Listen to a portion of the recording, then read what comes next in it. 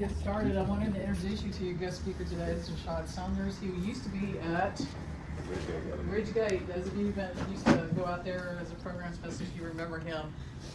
When he first walked in, I was like, I know him from somewhere. Where do I know him? And then he told me he goes, it's from the school that we used to go to last year.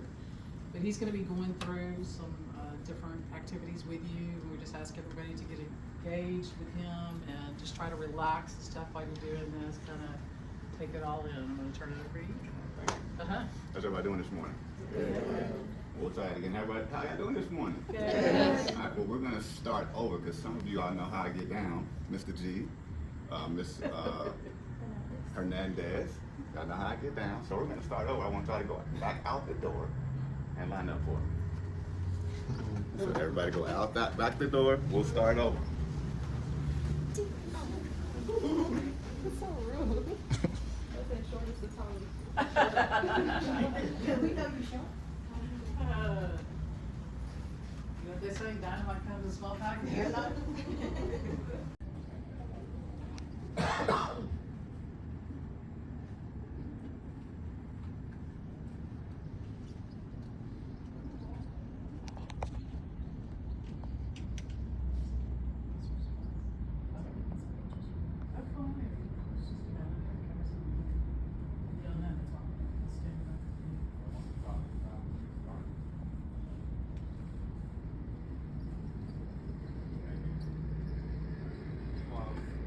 I'm not so excited to come into the gym knowing that you're there. The energy that you give off is what happens when they walk in the room. And when I talk, no one entered the gym, whether Boy Scouts were there or not, until it was completely quiet. Just to show respect for the people that were there. So if you want respect from the students, you have to give it to them first. And that starts with setting the tone in the hallway before they come in. If the teacher doesn't do it, that's your job to do it, because once the teacher drops them off, they're expecting you to take over the class. All right, so when we come in, I want everybody to give me a fist bump, tell me your name, and go in and have a seat. I don't know, I'm not gonna remember everybody's name, but my goal by the end of today, by the end of this session, to know all of your names. You're with these kids sometimes the whole school year. And if you don't know everybody's name, they remember that. So the goal is know your student's name. Especially the ones that give you the biggest problems. Those are the ones I pick out first.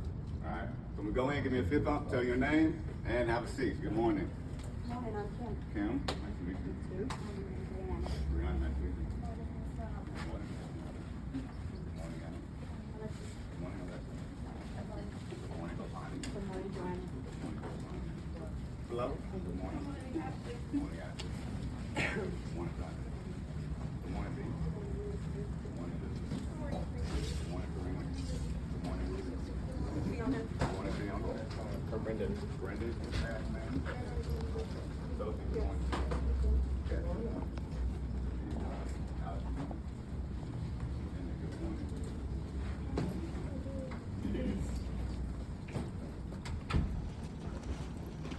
All right, you can have a seat.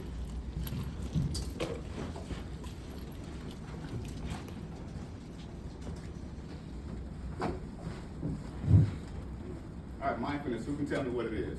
What you think it is, or what you've heard, or what your definition of mindfulness is? Don't all raise your hand at one time. Being aware. Being aware. Anybody else?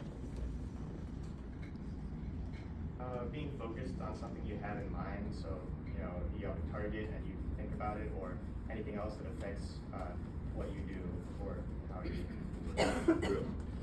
Maybe one more. Being present. Being present. All of those are very good answers.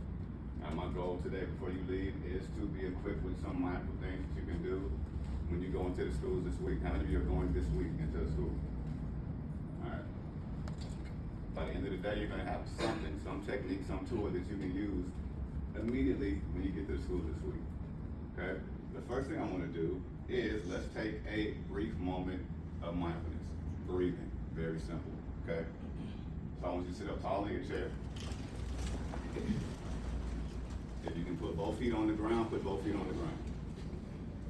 And if you want to, you can close your eyes. And while your eyes are closed, if they're not, just take a moment to Pay attention to everything that you hear. Being mindful is all about being aware, being present. So you might be able to hear the cars going down 610. The sound of my voice. Maybe you hear the person next to you fidgeting. Once you have acknowledged all the various sounds that you hear around you, I want you to pay attention to your breath. Notice if you can hear it. You might be able to feel it, but can you hear it?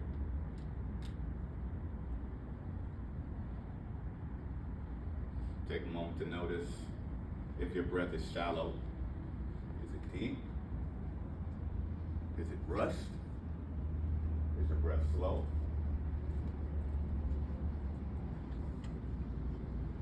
Now notice where you feel it the most. When you inhale, are you feeling it in your belly? Are you feeling it at the top of your chest? Or maybe you're feeling it where your nose and your upper lip come together. Wherever you can feel your breath the most, I want you to pay attention to that particular spot.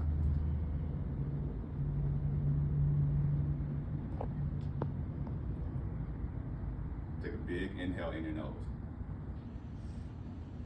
Slowly let the breath flow out of your nose. Take another big inhale into your nose. Again, let the air flow out of your nose.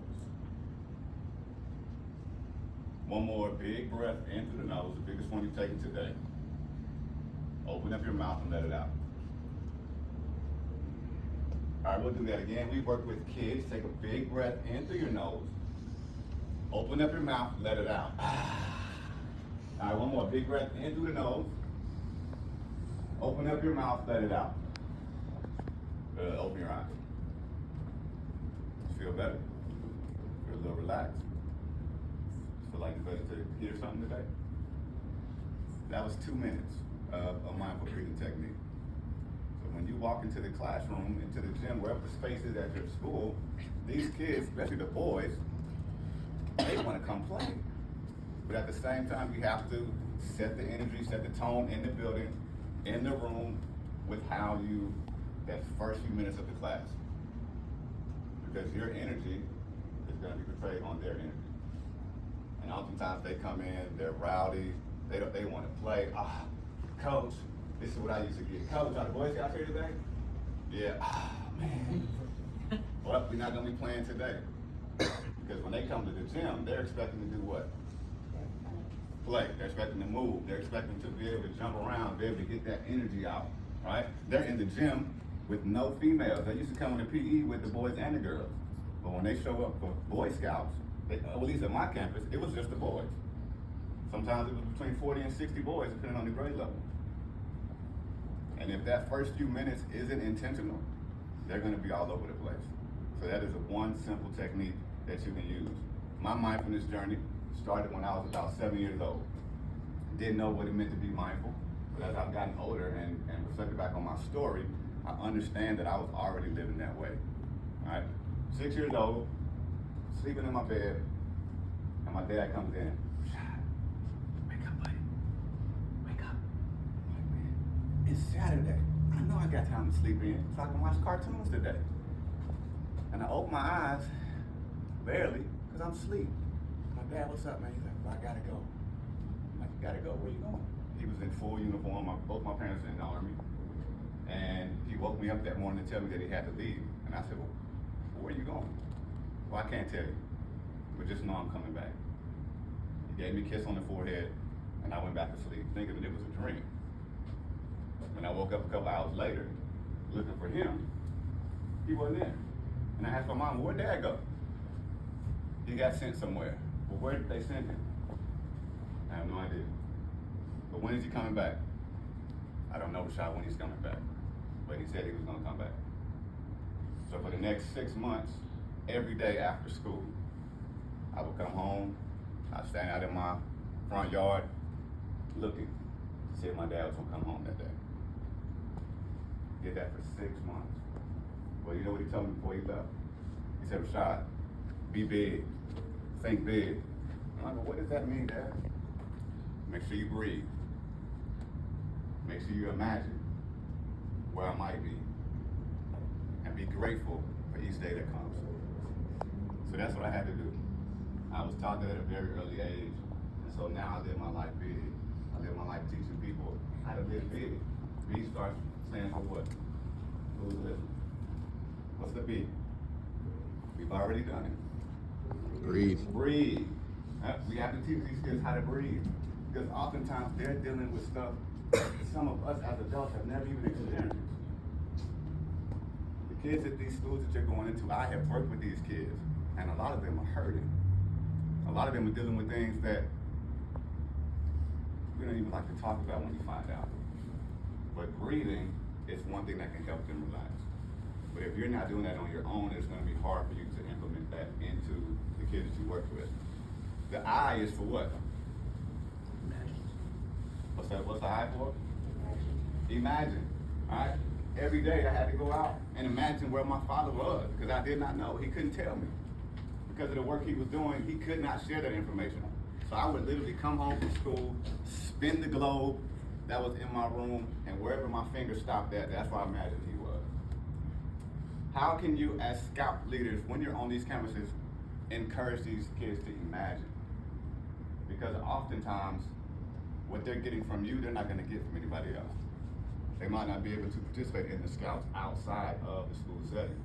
What's the G for big? Gratitude. Gratitude.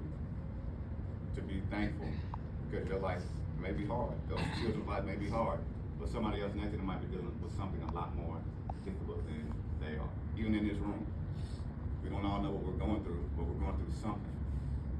But be grateful for another day. And when you have learned the lessons of gratitude, it's easier for you to share those with the children that you interact with. Again, being mindful. People talk about it all the time, but if you're not practicing it, it is hard to implement it into the next generation. And because my dad was gone for so long, my mom, she wanted me to get some male influence, so she put me in the Boy Scouts.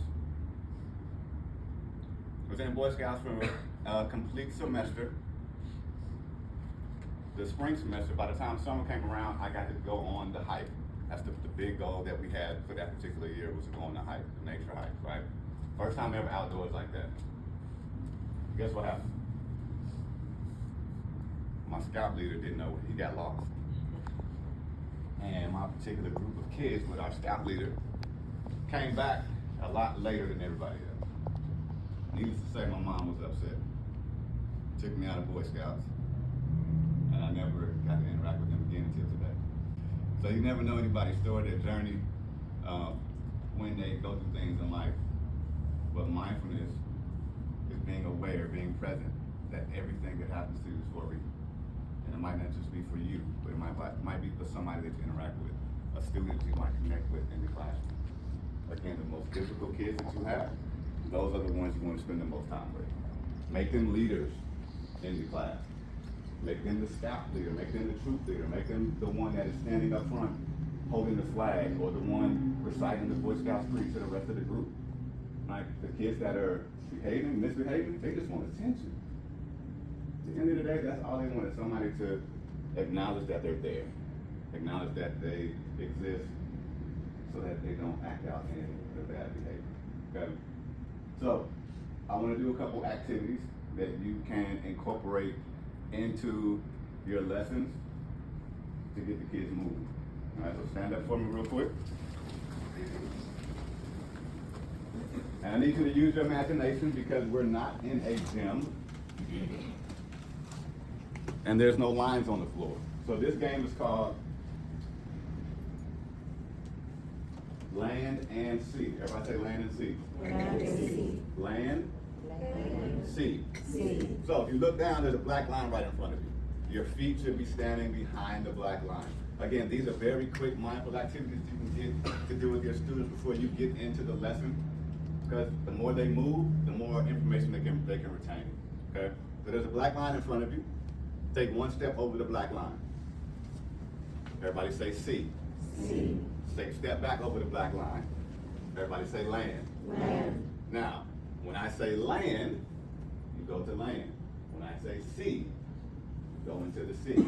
If you move somewhere that I did not say, you're out. You're gonna have to see. All right? If I say jump, you just jump straight up and down.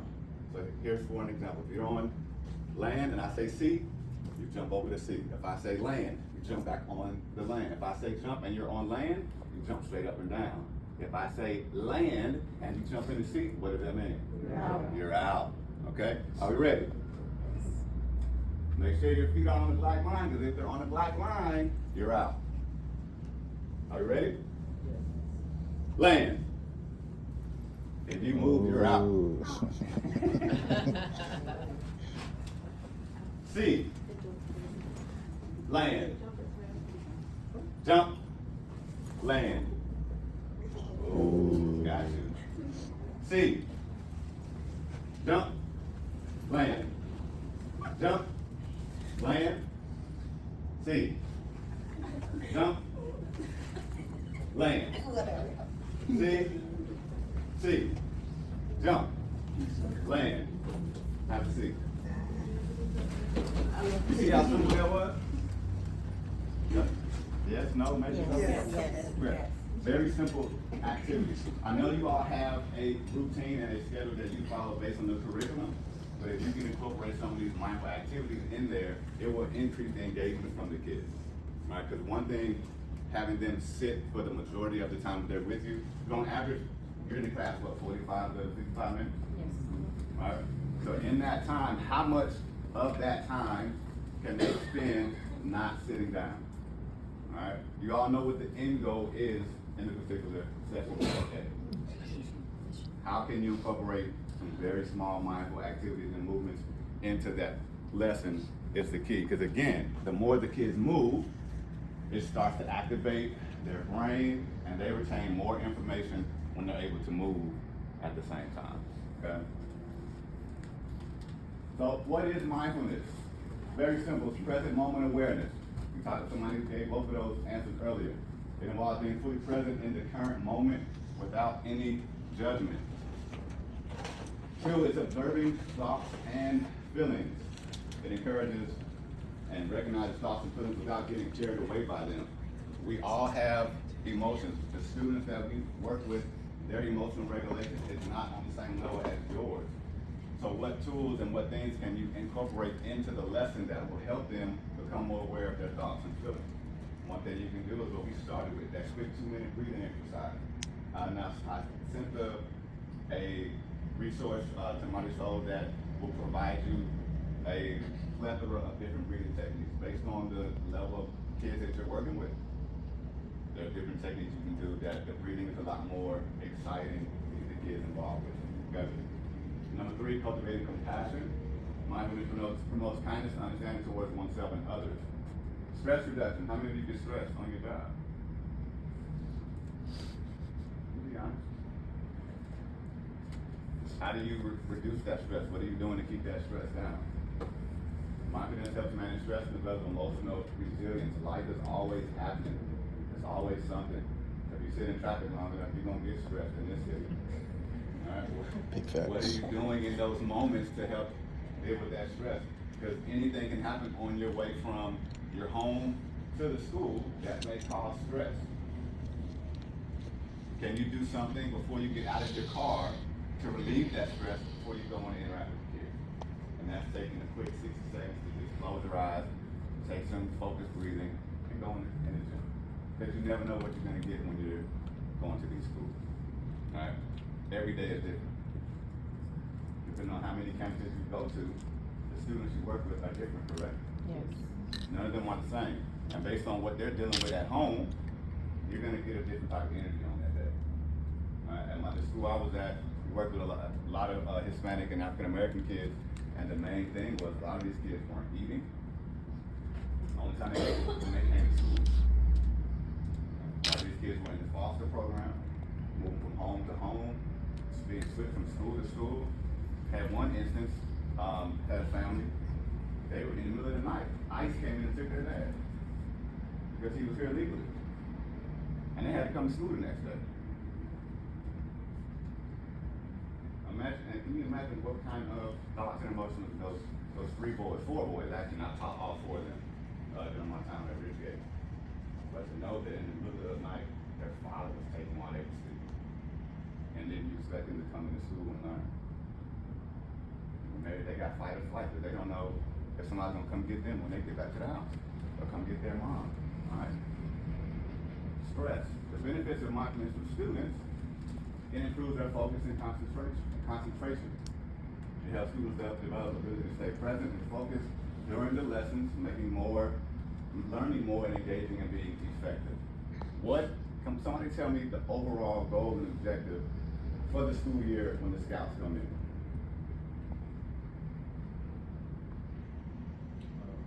To give them knowledge and skills they would not be interacting with otherwise. So, is there a big project that they're working towards by the end of the school year? It's different for every grade. Different for every grade. Like, give me an example of fourth grade. What is their big goal? If you all are coming the entire school year, by the end of the school year, what are they supposed to have accomplished? There's like a certain number of tasks they have to complete, like eight, Okay. 8 or 10, and there's like a few like optional ones that they can, like there's a certain number of extra, and then you have a certain number of mandatory ones you have to get in order to move to their own one for next year. Right. Good.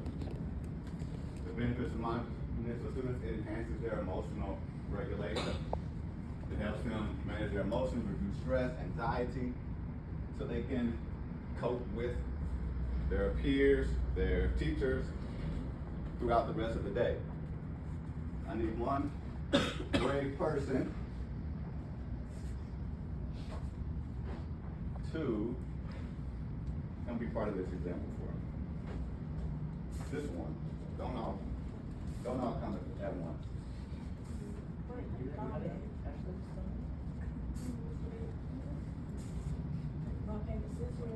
right, what's your name again? Brendan. Brendan. All right. I'm kind of sick, so. Okay, stand right there for me. On So, the paper. stand behind the paper. All right, so Brendan, these sheets of paper represent your goals. All right? Again, you all have goals with the kids based on their grade level that start from the time you go in after Labor Day until you finish, which is typically before start testing, correct?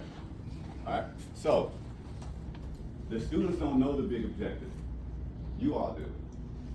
Every time you come to the school, you're teaching them things that are gonna get them to the end result. Getting there is oftentimes the issue, because there may be a day you come, you have this lesson plan to work with the kids, and something happens. There's a fire drill during the middle of the time that you're there, or a shelter in place, or, oh, we wanted you to come today, but we have an assembly or something, and you all can't show up, right? So that kind of prolongs the goal you're trying to accomplish with the students, okay? Brendan, this is the end of your goal, right? When you get here, you're gonna give me a high five, but you cannot get to me if your feet come off of the goals. Each piece of paper represents a goal. So you start with the first goal, step on there, Okay. and you gotta get to the next one without touching the carpet. Do I need a name ago or just step? No, just step. Yep. Now you gotta get to the next goal. Next goal. Next goal. And we'll do fist bump because he's not gonna get great. Good. All right, go back. Got you burning your hand. Go back to the beginning for me, Brendan. All right. All right, he made it through the goals. Started there, nice and easy. Was he struggling to get to the end? A little bit. Just a little. All right.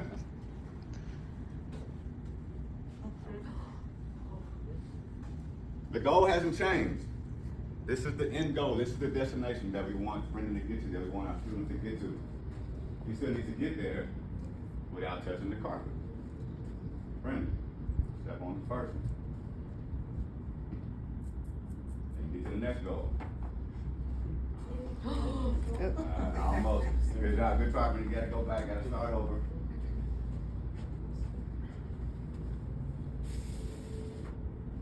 Alright. I just changed the positioning of his goal. Alright, I think you're gonna make it to the last goal from here? Yeah, you got it. No. No, you're supposed to He said no for him. Alright, Brendan, make it again. Go back, start over.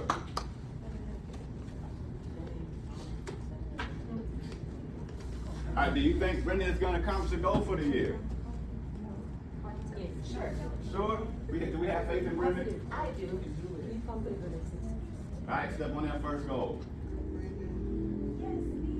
Ooh. That's good. He might give you that. Oh. Go back. Got the Brendan. Please don't. All right. You're gonna lose something you may lose. Class, look at Brendan's goals. He's got to start. We know where we're starting. We know where we want to end. Do you think he's going to get there without touching the carpet? We can be honest. No. Stupid. I don't think that's allowed. Right, no. All right, but you Brendan a hand for me, please. Using the imagination though. Scoot with it. You know the long-term goal. You know the objective that you're wanting to convey to your students, right? But oftentimes we're focusing so much on what's ahead of us that we're missing what's right in front of us. Okay? These students learn by small incremental goals and steps. I said you can't give them so much at one time. Right? Here's the first goal. Give them the measurables for the day, what we got coming up next week, what we got coming up for that month, right? That's all you're focusing on. You as the leaders, you know where you're taking it. You don't have to give it all to them at the same time. Give it to them in small chunks. Like we saw with Brendan, when the goals were closer, it was easy for him to get there without missing any steps. But when you remove some of the goals and start focusing only on, man, how am I gonna get to the end, right? Maybe I can slide. Is there another way I can get to the end of the goal, right? You have to take it slow with the students. Again, you know where you want to take them. You know where you want to go. Set the tone early, give them that first piece of information. And if they're not getting it, what do we have to do sometimes? We got to backtrack, reteach. Because from week to week, or depending on how often you're coming, or when there's breaks, like there was fall break just recently in Fort Bend, these kids have been out since Thursday. When they come back to school on Tuesday, those teachers are going, I know it, I was one, that's why I'm not anymore. Because I knew how after the breaks, it's the hardest to get the kids Reel back back into in. routine, right? So when you've been gone for a period of time, and you come back, sometimes you gotta go back to the routine that you started at the very beginning. Because repetition is what helps these kids remember things. Okay? How can you incorporate mindfulness in your scout meetings? Some of those kids don't get to go outside. Based on their behavior, the first thing the teacher's taking away is recess. And those kids they live for recess. And if that gets taken away, they show that in how they behave in every other area. Okay? So if you're able to take your kids outside, do things, let them just sit, breathe the air, do one of the breathing exercises outside before going back into the building to begin the rest of the activity. I used to love when the groups would come to my school, because at times they would take the kids outside, they would incorporate different activities just for them to get off that energy and just get some sunlight. It does wonders for the body. And then there's also mindful games and activities like some of the ones I've been showing you so far. I got one more cool game for you. I want everyone to stand up and make a circle.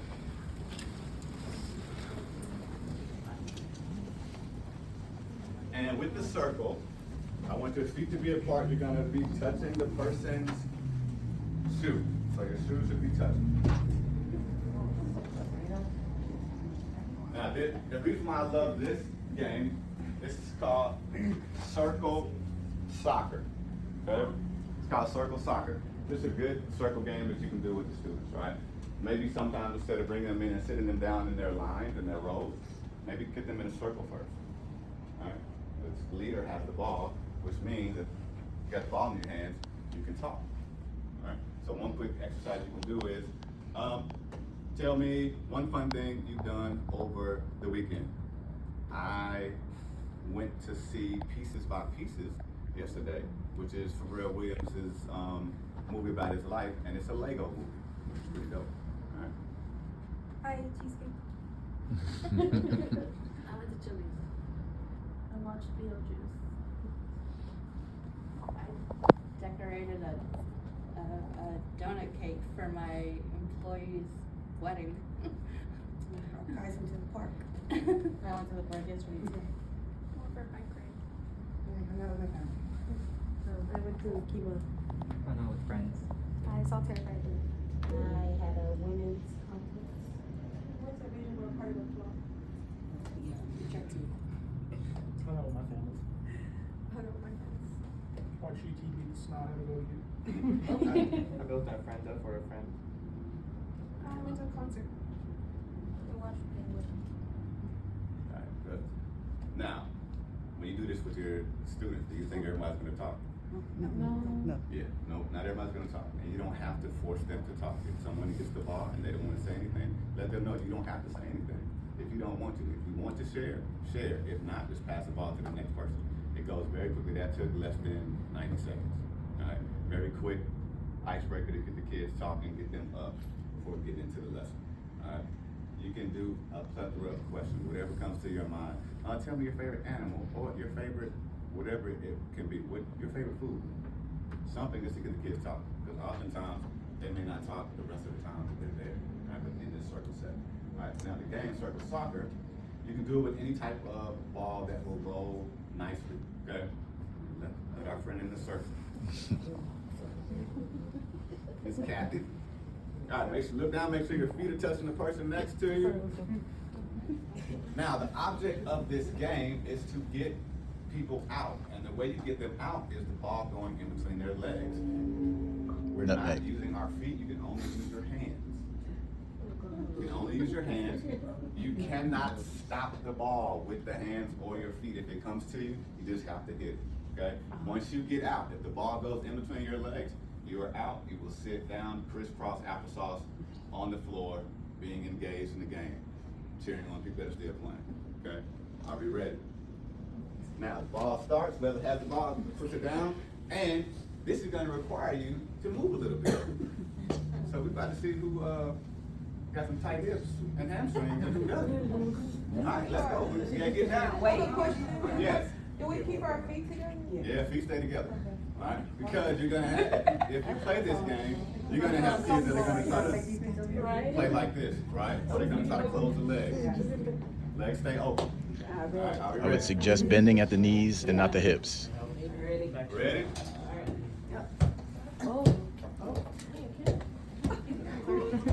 Oh, wait a second.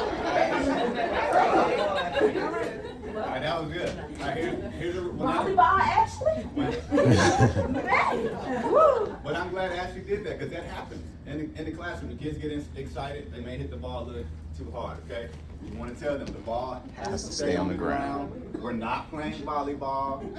We're not trying to hit the ball over anybody's head or shoulders, okay? But Ashley, that was good. I'm really glad that happened. All right, Ashley gets the ball to start.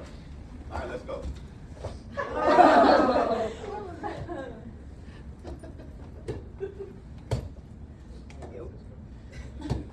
Oh, that first one. Do we maybe Adjust the circle. I'm just trying to help you. Okay. The person who's out has to sit outside of the circle. Sit in the circle. Oh, Ms. Mayo. No, you still sit. You sit on, but you They're ping pong. sit down. No, just where you were. Sit Same spot. You're a wall now. No, I'm glad that So where the happened. ball comes to her? I'm Okay. good. The game will teach. So she got out of the circle and went to go sit down. Why? Because Mr. G told her to go over there, right? It's You know what? Is Mr. G the teacher? No. What did the teacher tell you to do when you get out? Right. But what happens when the kid gets out, they're listening to the person next to them. Right? Because sometimes they might not have heard the instructions that the teacher gave, or that you gave for the particular activity. All right? So, what's your name? Virginia. Miss Virginia, you are out. But here's how you can get back in the game. If the ball comes close to you and you hit it through somebody's legs, you're back in and that person is out. Okay? Are we ready? Ready? Wait, I did just say go for Ruby. No, he, All right, Ruby, you can start. You can start. You spoke that to I did. It wasn't even on purpose. Oh, aggressive. That's what you had? Oh, I really got it.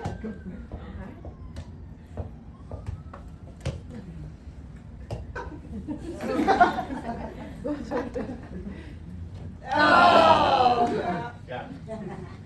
Playing these activities. All right, so the things that you teach to them, be involved in it to start, right? And then get out, I'm out, close the circle. Close the circle, that makes step in, make it. And now as the leader in the classroom, now I'm walking around, checking to see how everybody's engaged in the game. You can start. Oh, okay. That's fine.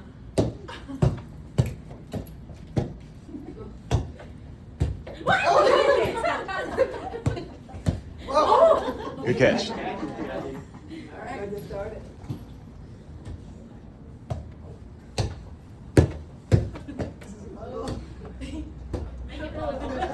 Well, technically be on the floor. I did it. No, they're still in because it went over both of their legs. It didn't go in between. I know, right?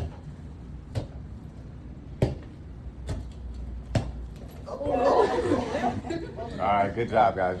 Give it. Land and see. Now, if you have classes that are big,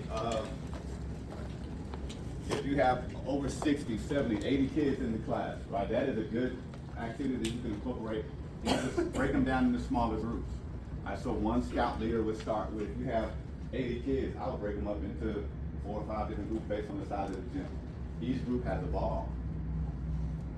The scout leader starts with the ball, explains the game, and gets it going. Right, again, this is a quick warm-up icebreaker to get the kids moving, get them laughing, right, to get them just to be glad to be there, so they can better receive the information that you're going to give them.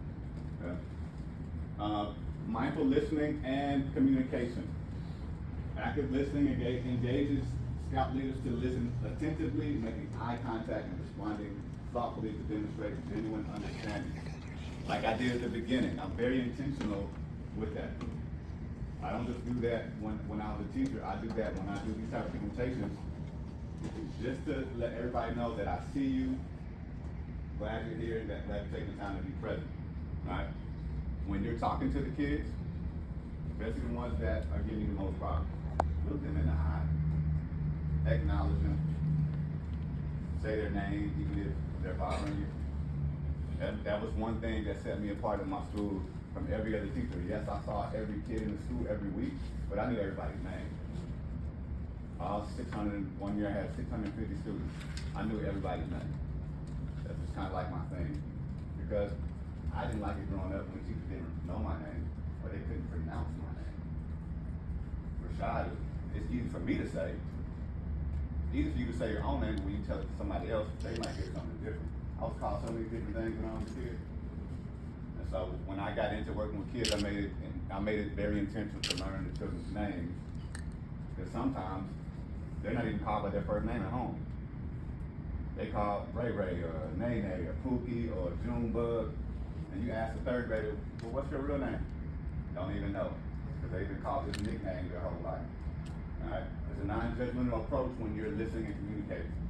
Promote a culture of open-mindedness and respect. When you feel comfortable sharing your thoughts and feelings without fear of judgment, other people are as well. And empathy and compassion. Encourage you all to consider others' perspectives, fostering empathy, and creating a supportive and inclusive environment. We've already gone over some of the exercises you can try. Again, this is a lot, and I'm not able to go over everything. So, I need you all to let my soul know that you want me to keep coming back. If she wants me to come back. But there has to be a need for it. If you think this is some information that you want to get more of, where I can really break it down to you all on a monthly basis, so that you're better equipped to go in and give these students more tools, more techniques on top of what you're giving them as scout leaders. You gotta speak up. I can come back. more activity, then I'm gonna have some questions and answers. This is another one that's very quickly. I need this one. I'll move it once.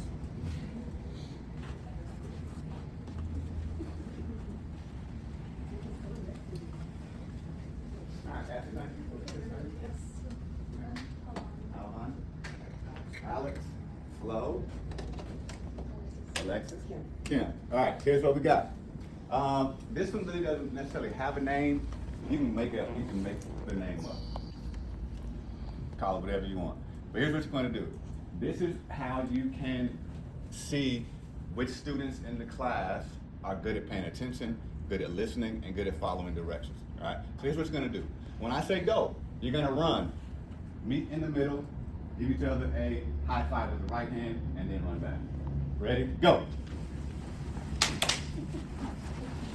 All right, good. Now, when I say go, you're gonna run, meet in the middle. Right hand high five, left hand high five, and then you're gonna go back. Go. Now, when I say go, you're gonna do a right hand high five, left hand high five, double high five, and then you're gonna go back. Ready? Go. All right, we're doing good. Now, we got a right hand high five, left hand high five, double high five, and then you're gonna spin around after the double high five. Go. Y'all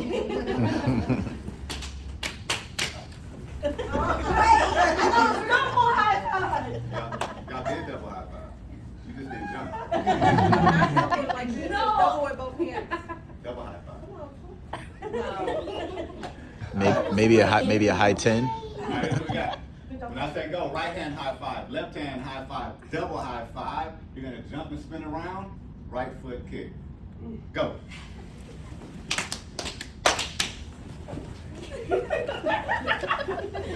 All right, here we go. Adding on. Right hand high five, left hand high five, double high five. Jump, spin around, right leg kick, left leg kick. Go.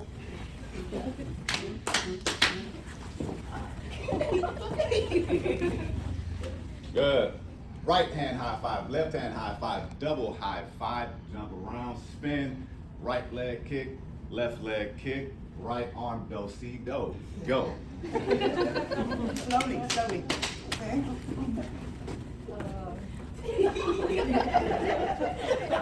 Good. Right hand high five, left hand high five, double high five, jump, spin around, right leg kick, left leg kick, right arm do-si-do, left arm do-si-do, go.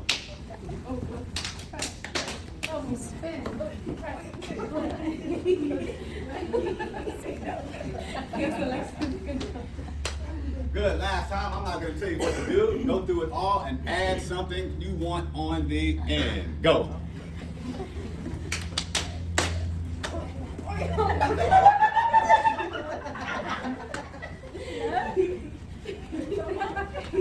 Oh, boom. Good. All right, give them a hand, guys. Good job.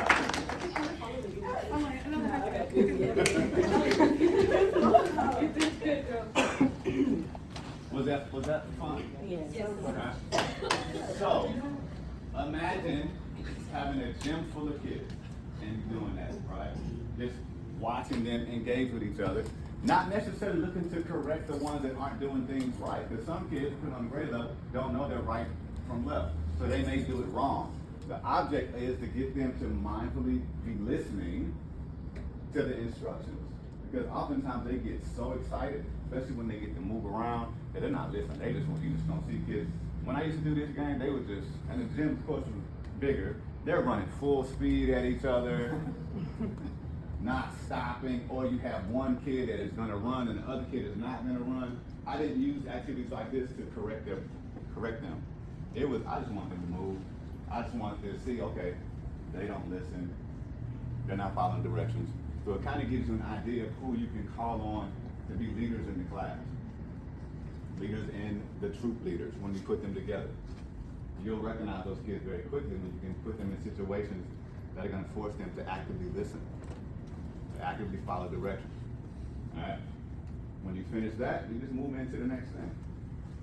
All right, almost done. Overcoming challenges, navigating stress and distractions. Said it earlier, the acronym I gave you was BIG. What is the B? Breathing, mindful breathing. It's something that we do every single day. That's one thing that unites us is our breath. Doesn't matter the color of your skin, doesn't matter your race, your religion, your gender. If you don't have breath in your body, what happens? Right. Right. But when you can collectively, like we did at the beginning, all together share our breath in one space, it changes the atmosphere in the room. It sets the energy in the room. And if you come across days, kids that are just being disruptive, and the teacher isn't willing to move them away, don't call them out. You say, hey class, we're gonna take a minute. Everybody, if you want to, close your eyes. Take a big breath in your nose, let it out. And after that breath, if you feel like they're still a little rowdy, take another one. Do at least 3, and then move on to the next thing. Mindful awareness, help the scouts recognize their triggers and develop strategy for managing distractions. That's a big thing with the kids that we service, is managing their distractions. They get easily distracted. I never forget, I forgot the activity the kids were working on one day at the gym last year, and they were on the floor, they were coloring, putting their project together, and when I come back into the gym after lunch, there's different colors all on the gym floor. Kids were writing on the floor, just distracted. Nobody came to let them know they need to stay on task, right? Who had to clean up the gym floor? I did, right? Last one, guided meditations. Those are, you can get those online. I have various resources for those. That's just you being able to guide the classroom through a meditation together. And cultivating mindful leaders for positive impact. By incorporating mindfulness into your leadership, you can empower the Boy Scouts to navigate life's challenges, build strong relationships, and make a positive impact in their communities. Like I said, I didn't stay in Scouts long, but I have seen the impact that those that have stayed in Scouts for a long period of time, the impact they made on the community. I used to work at a gym years ago, and one of the gym members had 3 boys, and all of their boys had gone through the Boy Scouts. And one of their boys was currently, he had just finished Eagle Scout, and became the youngest SEAL Team 6 member in history because of what he was knowledgeable in, that he learned during his scouting. What he learned in scouting took him to reach that level. So you just never know the impact that you're having on these children. But again, you have to be mindful about their situation, mindful of the environment that they're growing up in, the community that they live in. It's impacting their learning when they come to school and when they come to your classes. Last few minutes, I'm gonna leave for questions. If you have any questions for me, feel free to. On the topic of having them on task and minimizing distractions, what are some techniques? Do you just go like pay attention? How would you do that? How would you? It depends on if it's one particular or like a larger group. So if it's one particular student, I would pull that student to the side. Like I wouldn't necessarily call their name out in the middle of the classroom, because once you do that, it causes them to behave even worse. Right? So in the middle of an activity, maybe go over, pull that student to the side and just let them know, hey, my favorite, hey, what's wrong? You okay? The first question I'll always ask is what happened? Not why are you doing that? Like I've already told you 3 times to stop doing that. I don't ask why they're doing it. I gotta ask what happened. If something happened that is causing you to be off task, so let me know what happened so we can fix that. And if it's a larger group, then you stop the whole class as a whole. Instead of singling out everybody in the group, do something that'll get everybody to stop without calling anybody's name and see if the behavior changes. Good question. Yes, sir. I was curious if you had any, strategies for, for example, at the middle school we go to, we have one kid in particular who, when he comes in, is either going to be working with the material and going with the class, or just from the absolute beginning, you're not going to get anything out of him. He's going to be very disrespectful to you, and it's kind of working with all the different strategies we have. It kind of doesn't feel like any of them have, worked with him, and we're kind of left with he's there for the first 5 minutes and he leaves because he does something you just can't ignore. So I was curious if there's anything, if you have anything maybe for that kind of situation. If the behavior is that bad and is that disruptive, and the teacher and the administration are aware of it, then remove that student from the class. That's what I used to do. Because you don't want to mess it up for everybody. If it's the same wrong behavior that is just can't be overlooked, then you have to ask for help from the school administrators and the teacher. But if it's something that can be easily corrected, correct the behavior and give children like chances, given an incentive for him, find out what he likes. If there's a Takis or a type of something that will get that particular student to be more engaged, you might have to do that. Sometimes incentivizing them, comes with a lot more. Oh, okay, I know if I do this, I'm gonna get this. But you have to do it in a way where the rest of the class doesn't know that he's getting rewarded for their behavior. Because if everybody in the class knows, oh man, if Dante he acts bad, but he always leaves the class after the scouts leave, they giving him a bag of Takis. But he was disruptive the whole time, or for half the time. Then more kids are gonna want to behave like that because they're thinking, well, if he's gonna get it, I can get it too. But you have to do it in a way where nobody knows. Where it's just between you and that student, like, hey buddy, I really want you to be in here with us, I really want you to be part of what we're doing. What do you like? Find out what he likes. Even if it's a conversation, like a cartoon show, or the thing for me was shoes. When I first started teaching, I wore a different pair of shoes every day for like the first 3 weeks of school. Every kid in the school was talking. Y'all see Coach's shoes today? Man, he must got a lot of money. Nah, I just know how to get shoes on at a deal, right? So you gotta find something that you can relate with that particular kid. That was a good question though. Yes, ma'am. What about if it's all a class? Like we have one class in particular that is like the whole class. It's like they get there and they're so rowdy and it's really hard to get the stuff done with that. Yeah. So you have to demand respect. So like when I came in and I asked y'all to come back out, when you get there, if the kids are already in the gym or wherever the space is and they're being disrupted, but you're about to take over the class, blow the whistle, I need you all to line up outside. We're gonna go in the hallway. I need y'all to show me that y'all can come in here quietly. We're not gonna do anything until you all are quiet. And if they do that in the hallway, then bring them in. Once they sit down, if they get to being disruptive again, take them back out. Like it's repeating the, what's the word? Repeating the expectations. This is the expectation that I'm having of you all guys. I want you all to get this information, but you can't get the information if you're gonna keep talking over me, you're gonna be disruptive. This is your time. And I wanna give you what I came here to give you, but I'm not gonna do it with that type of behavior. It starts outside the door. If you have to take them outside the door multiple times before they get it, they'll get it eventually because they'll see, okay, what's your name? Miss Joanna's not playing.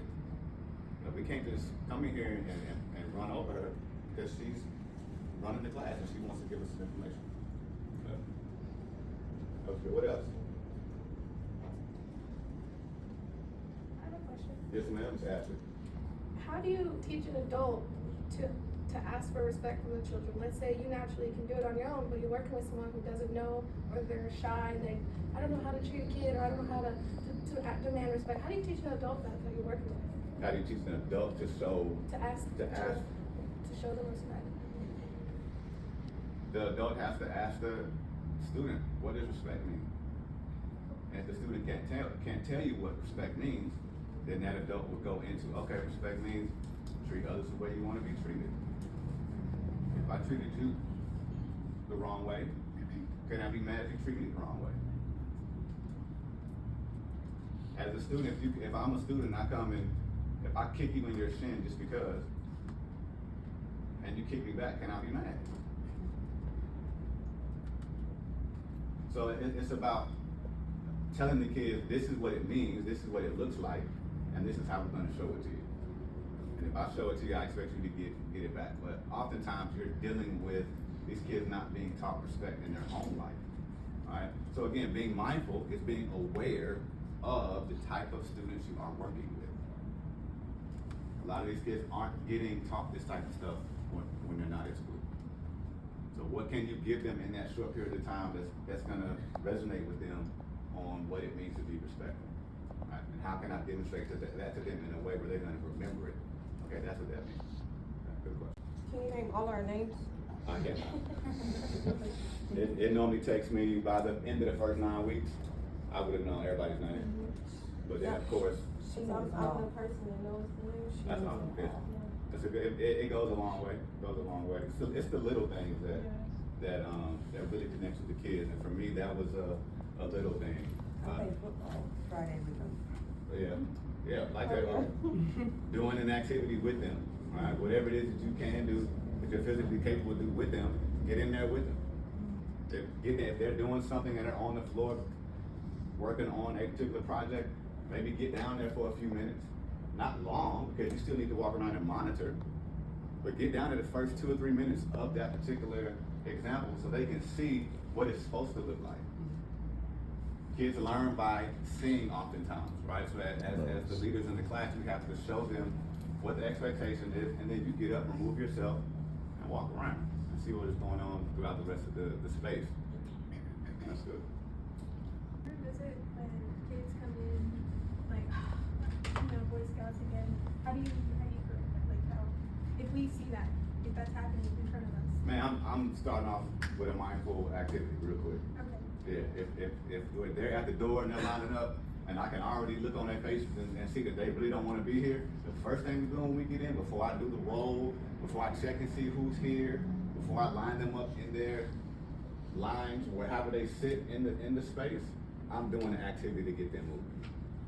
2 or 3 minutes, and then after that, then sit them down. Because once they get moving, get the energy out, they're not even thinking about that they didn't want to come. Because a lot of times they come, and the first few minutes of the class, they're just sitting. Waiting for the names to be called, waiting for y'all checking off the list, make sure everybody's there. If there's new people there, you're signing them in. Those first 3 to 7 minutes of the class are the most important. So if you can do a quick activity with them and then get to everything else, it'll change the attitude for them. It'll change the attitude.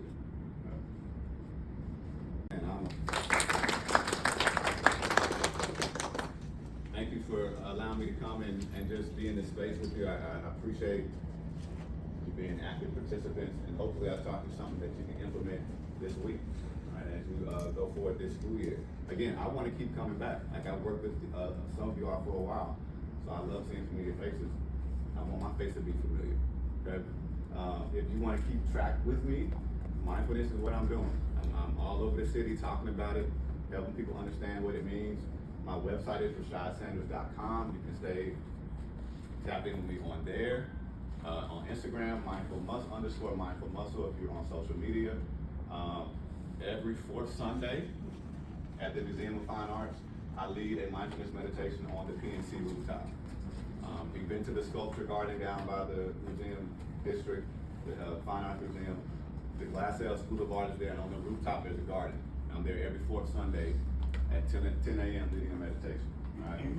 Other than that, make sure you let Ms. Gonzalez know you like this class and you want more, because this was just an intro. There's a lot more I can go in depth with, and a lot deeper I can go in depth with. But Rashad, thank you very much. thank you, Mr.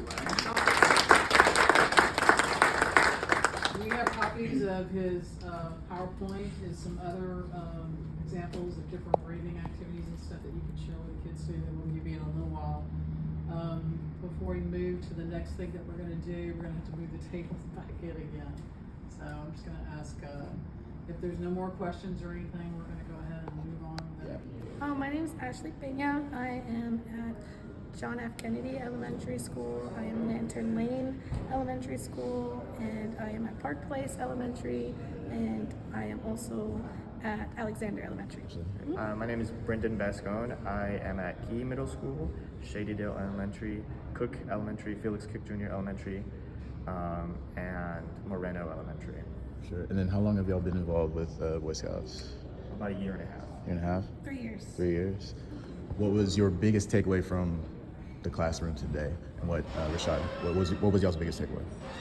So I would say mine was that Mr. Sanders talked about kind of resetting the way you behave with kids. A lot of times I'd point out, hey, stop that behavior, but he said take them aside, talk to them, figure out what's going on with them.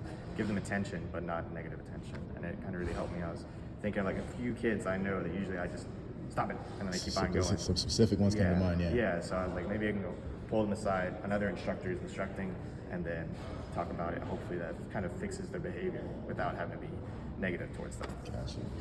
Same thing to you. Okay. I like the way he emphasized that for others to keep in mind that students are going through things that you're not aware of, and that sometimes you're going to have to take different approaches, and each day you have to take it a different approach every day. And I like how he emphasized you shouldn't just think because one day they're good, they're going to be good all the time, and that you should always have different techniques and strategies to deal with the students. And I really liked how he showed us the different ones that we could do.